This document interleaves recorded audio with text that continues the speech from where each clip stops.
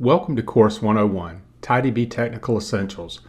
This is Module 5, TiDB Database SQL Execution Process. My name is Jeff and I'm your instructor for this module. After completing this module, you will be able to describe data manipulation language read and write processes, and describe data definition language statement execution flow.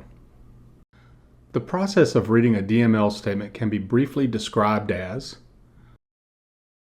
a query request is received from the client, the protocol layer. It asynchronously gets the start_TS of a SQL statement, that is, the TSO at which the SQL statement begins. It parses and compiles SQL statements and generates execution plans. Next, the execution starts after querying the table metadata and region location information. There are some sub-steps here. The first is we get the metadata of the table you want to query. Then we generate a key range information and get information about the regions where the key range is located. And finally, based on the location information of the regions, TiDB Server sends a query request to the TiKV node where the region is located. Next, TiKV receives a TiDB query request, executes it, filters it, and returns it to the TiDB server. Finally, the TiDB server collates the received results and returns them to the client. We have gone through the DML read process. It's only natural that we go through the write process next. So, here is the process of writing. First, we received an SQL request from the client. Next, we asynchronously get the start timestamp for the SQL statement. That is, the TSO when the SQL statement begins. Next, the SQL statement is parsed and compiled, then an execution plan is generated. Execution begins after querying the table metadata and region location information. Here are the steps in more detail. First, we get the metadata of the table you want to query. We generate a key range information and get information about the regions where each key range is located. Based on the location information for the regions, TiDB Server sends a query request to the TiKV node where the region is located. TiKV receives the TiDB query request, executes it, filters the data, and returns the data to the TiDB server. The TiDB server collates the results.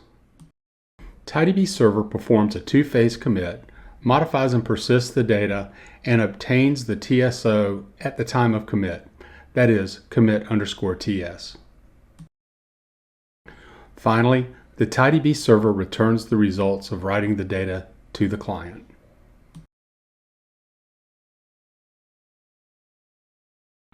Next up, data definition language statements.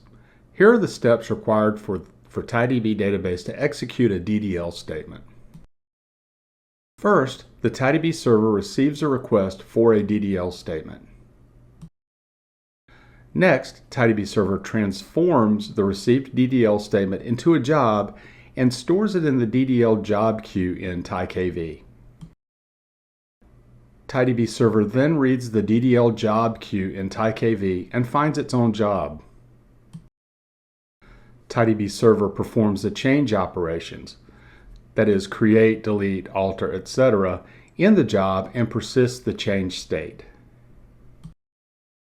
And finally, TiDB server removes the successfully executed jobs from the DDL queue and places them in the history queue.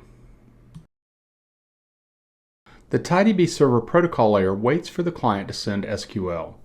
When the SQL arrives, the TiDB server begins processing it. The first step is that the TiDB server uses the PD client to contact PD to get the start_table stamp time for the SQL statement. Once this is complete, TiDB server parses the SQL statement. After parsing, TiDB server compiles and optimizes the SQL statement, then passes the execution plan to the executor module. That's pretty complicated. So let's go through it again in a little more detail. In the beginning, an SQL statement is sent to TiDB Server. specifically the protocol layer. TiDB Server asynchronously reads the TSO for start underscore timestamp information. Now that it has the SQL start time, TiDB Server can begin processing the statement. Next, the SQL statement is passed to the parse module. Recall that the parse module uses the method analyzer lex and yak to convert the SQL into an abstract syntax tree. Once the process completes, the parser passes the AST to the compile module. Once the AST is delivered to the compile module, it is pre-processed. Pre-processing involves checks to see if the SQL statement is legal and name binding. After pre-processing, a judgment is made. If the SQL statement reads only one row of data, this statement will not be passed to the optimize process. Which statements qualify for this special handling? Statements such as select, update, delete that use unique index or primary key index as the where predicate. Instead of generating an execution plan, it is directly executed to obtain data. Bypassing the optimize step saves time. We even have a name for this. It is called get point optimization. If TiDB Server cannot apply get point optimization, the query will be optimized by the optimize process. The optimize process is divided into two parts. Part 1, logical optimization. This performs logical transformations according to the equivalent exchange rules of relational algebra. Part 2, physical optimization. This is based on the logical optimization results combined with statistical information. During physical optimization, the optimize process selects physical operators and optimal execution paths. This topic is covered in detail in the TiDB Performance Optimization course. The output of the optimize process is an execution plan that allows TiDB Server to efficiently access data in the storage engine. Next, let's take a look at the SQL reading process. The main processes involved are executor, dist SQL, KV, PD client, and TiKV client thread modules. First, the executor module reads the data in batches according to the execution plan. Before it starts, it needs to do two things. 1. The metadata information of the table is obtained from the TiDB server cache. This is in the information schema. And 2, it obtains a location of the region that needs to be read. This is done through the PD client module. It can help us locate the region of a key and the TiKV host where it is located. In order to prevent frequent access to PD, a region cache is maintained in the TiKV client module. When TiDB Server needs region information, it will look for it here first. If there are no hits, it will read it from the PD client. When out-of-date information is found, the region cache is cleaned up and reloaded. At this point, TiDB Server has obtained metadata and region information. The next thing TiDB Server needs to do is pass execution plans through the dist SQL module and convert it into simple select queries, one by one. Another way to say this is, execution plans that may contain complex operators such as join and subquery are abstracted and wrapped into multiple single table query calculation tasks. After this process, it is sent as a request to the lower TiKV coprocessor via the TiKV client. Note that one request may involve queries from multiple regions on multiple TiKV nodes. Fortunately, the dist SQL module can send the requests in parallel. After TiKV receives the request, it first creates a snapshot, that is, the data structure of a specific point in time. The query data must be closest to this point in time, but not newer than this point in time. Next, the thread pool will read data from rocksdb KV. At this point, the data requested by the dist SQL module has been read from TiKV where it resides. If your SQL statement meets the get point condition we mentioned earlier, then the save processing of the SQL statement is KV module and not the dist SQL module. The KV module is specifically responsible for this kind of request to find a value directly based on a key. Finally, the query results are returned to TiDB Server. It's important to note that calculation requests that can be pushed to TiKV include table scan, index scan, selection, top-in, limit, and partial aggregation. Other, more complex operators require that TiDB do the processing. Therefore, the data will be summarized in the TiDB server. Once the summary process is complete, the result set is created. If it is a query operation, the result set, including the field list, row data, etc., is written back to the client.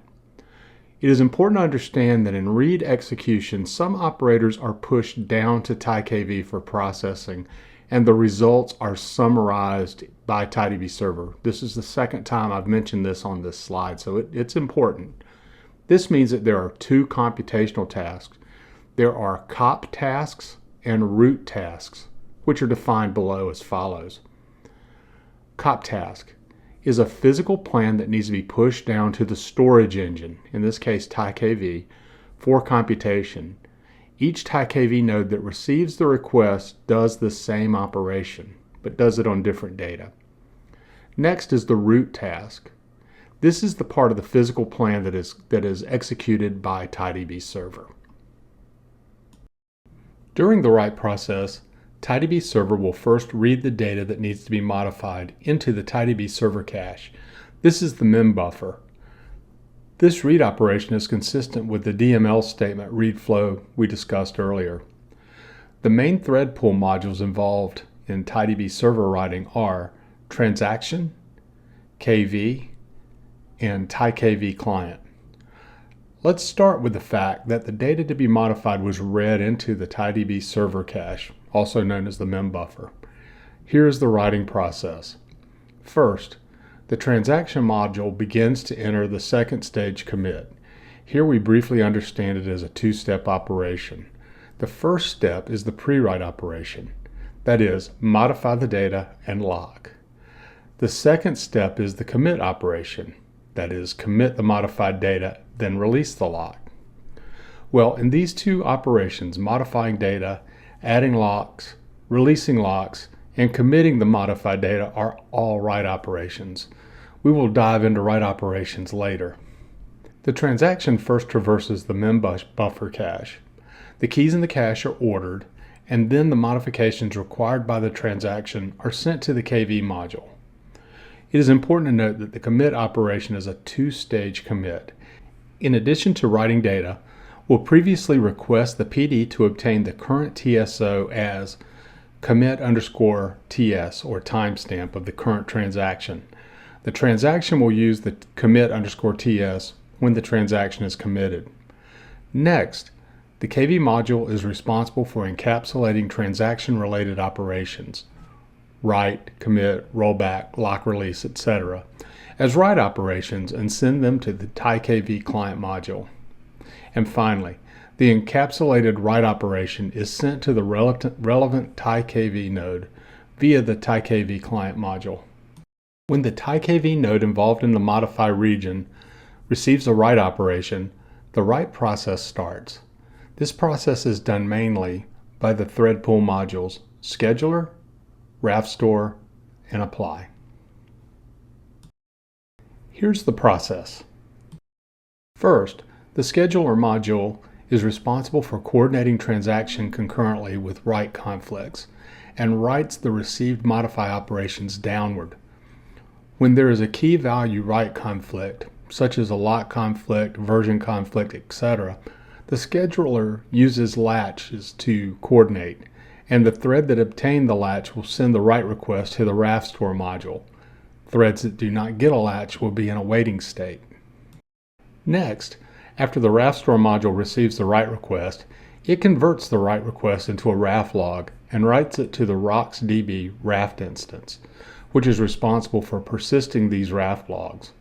At the same time, the RAF store module will replicate the RAF log to RocksDB RAF on other TiKV nodes that contain replicas, and prepare it to be written to other regions, Since RocksDB Raft stores Raft logs, the apply module will apply these Raft logs to RocksDB KV. At this time, write operations are persisted to RocksDB KV. In summary, the modify operation is written to the Raft store module through concurrent control by the scheduler, converted to a Raft log, written to RocksDB Raft instance, and sent to other RocksDB Raft instances in TiKV with replicas for persistence, and finally persisted to the RocksDB KV instance by the apply module. TiDB database supports online DDL. Remember, DDL means data definition language. This means data definition language operations do not lock tables. To make it even better, DML statements are not blocked either. Let's look at the modules required to execute DDL. First, the entire TiDB database only allows one TiDB server to perform DDL operations at a time. Although every TiDB server node has a worker module that handles DDL operations, it only processes DDL if it has the owner role. Think of this as the DDL owner role. If you have more than one TiDB server running in your TiDB database, then they will take turns being the DDL owner. This role is granted via an election, and the specific TiDB server that has the role has it for a fixed time. This time is called a term of office. So remember, when a TiDB server has the owner role and it's in its term of office, its worker handles DDL operations. The PD tracks which TiDB server has the owner role. Worker modules can check to see if the TiDB server they are part of has the owner role. When the term of an owner expires, the PD will initiate the process of selecting a new owner. In addition to the worker module, there is a load schema module. Once a TiDB server is elected to be the owner, the load schema module loads the current schema information onto the node. It is vital that the owner have the most up-to-date schema information. Finally, the start job module is responsible for receiving DDL requests and assigning IDs to DDL operations. Once a DDL operation has been assigned an ID, it is called a job. Let's review the first part of the DDL operation one more time. First, the DDL statement is sent from the client to the TiDB server, which parses and compiles to generate an execution plan. This procedure is the same as for DML statements. Next, the start job module encapsulates DDL operations and persists them onto TiKV. After that, the start job will also do a job, which is to inform the worker module of the TiDB server where it is located and to execute the job in TiKV. Therefore, the worker first determines whether the TiDB server on which it is located is the owner role. If it is, it will be executed. If not, it will give up. Finally, if the TiDB server where the start job is located in the previous step is not the owner role, then it waits for the TiDB server with the owner role to periodically check to see if there are jobs in TiKV that need to be executed. If it finds one, the job will be processed. We are almost finished, but before we go, let's take a look at the queues in TiKV. First, we have the job queue. The job queue is a data structure for persisting unexecuted jobs in TiKV. Each TiDB database has only one job queue. Next, we have the add index queue. The add index queue is responsible for data changes and reorganizations. There is only one per TiDB database. It's important to note that jobs in the add index queue and jobs in the job queue can be executed in parallel. Here's how the process flows. The worker module will take the first unexecuted job from the job queue and the add index queue in parallel and execute them. After execution is complete, they will place the job in the job history queue. When a job is executed, it will go through none, delete only, write organization, delete organization, and public to ensure that the DDL statement does not lock the table. We have covered a lot of material during this module.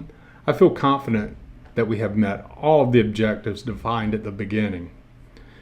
We can describe the process of reads and writes DML statements, and we can describe the execution flow of DDL statements. Thank you for taking the time to view this module. We hope you enjoyed it and learned a lot.